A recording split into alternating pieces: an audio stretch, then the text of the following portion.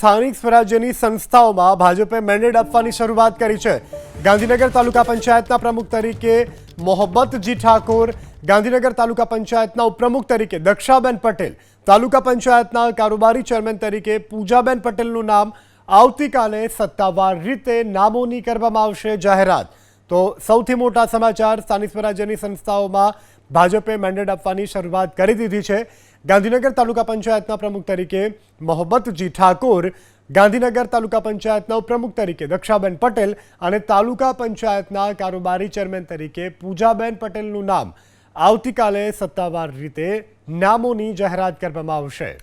ગાંધીનગર તાલુકા પંચાયતના પ્રમુખ તરીકે મોહબ્બતજી ઠાકોર, ગાંધીનગર તાલુકા પંચાયતના ઉપપ્રમુખ તરીકે દક્ષાબેન પટેલ, તાલુકા પંચાયતના કારોબારી ચેરમેન તરીકે પૂજાબેન પટેલનું નામ આવતીકાલે સત્તાવાર રીતે નામોની કરવામાં આવશે જાહેરાત। તો સૌથી મોટા સમાચાર, સ્થાનિક સ્વરાજ્યની સંસ્થાઓમાં ભાજપે મેન્ડેટ આપવાની શરૂઆત કરી દીધી છે।